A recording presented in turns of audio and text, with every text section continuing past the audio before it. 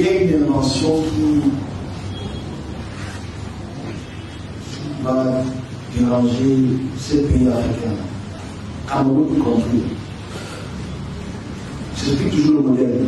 Moi, je dis le modèle. C'est des micro-bombes.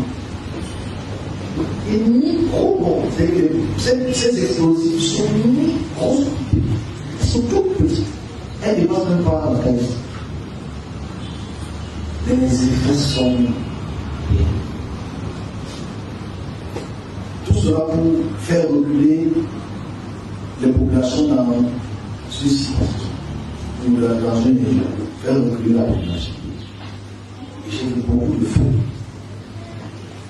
Pas les feux de grosses dans mon j'ai vu beaucoup de feux. J'ai vu l'armée reculer. Ouais, c'est la mort. J'ai vu l'armée reculer. J'ai vu l'armée reculer. Causer micro-bombes. Qui gagne le terrain. Trop de morts. Je suis fatigué de voir les morts. Ça, je suis fatigué. Non, mais c'est le mot, non, c'est pas le mot, tu vois, rien. Je suis fatigué de voir les morts. Donc, je ne sais pas comment le gouvernement peut prendre encore ce message, ce énième message.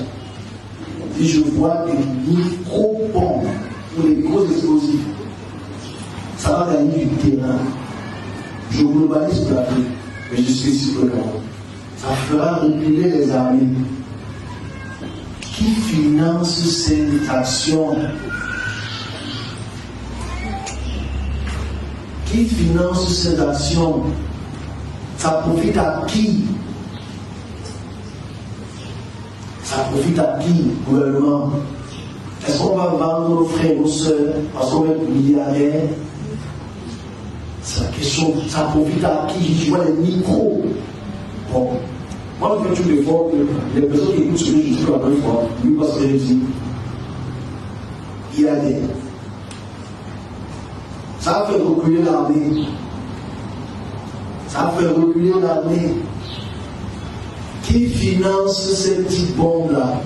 Qui finance cela? Voilà. Il y a le fait pas.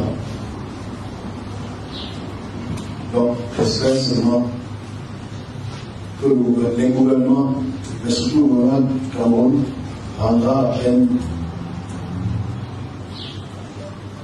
de fonder les mineurs. Amen.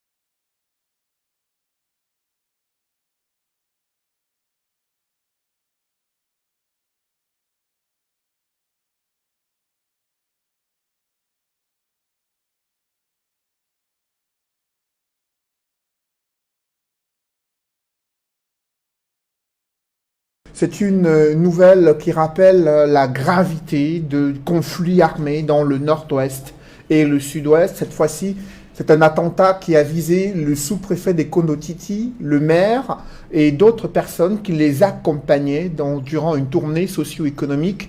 Leur véhicule a sauté sur un engin explosif improvisé. Le bilan est lourd, près de 5 personnes décédées sur le champ. Les circonstances de ce drame sont évoquées dans ce reportage signé Xavier Foka. C'est l'horreur à Kono-Titi, ce 2 mars 2022. Selon des informations relayées et confirmées par les autorités locales, le sous-préfet et le maire de cette localité située dans le département du Ndian au sud-ouest Cameroun ont perdu la vie dans une brutale attaque perpétrée par des sécessionnistes. Leur véhicule a sauté sur des engins explosifs improvisés alors qu'il se trouvait sur l'axe Ekondo-Titi-Bekora. Les deux personnalités effectuaient une visite socio-économique dans la localité en compagnie d'au moins 3 autres personnes, au rang desquelles un employé de bureau de la sous-préfecture. Tous auraient aussi perdu la vie dans cette attaque, excepté le chef du village Bekora, qui aurait été blessé et serait introuvable. Ces derniers mois, Ekondo-Titi est le théâtre de diverses attaques ciblées.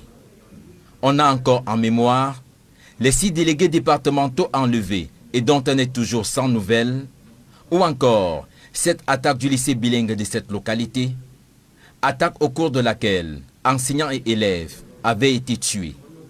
Cette attaque à l'engin explosif improvisé n'est pas la première du genre et est depuis quelque temps le nouveau mode opératoire des sécessionnistes dans cette crise, devenu une véritable guerre qui, depuis son déclenchement, a déjà fait des milliers de déplacés internes et plusieurs centaines de morts parmi les populations civiles et les éléments des forces de défense et de sécurité camerounaises.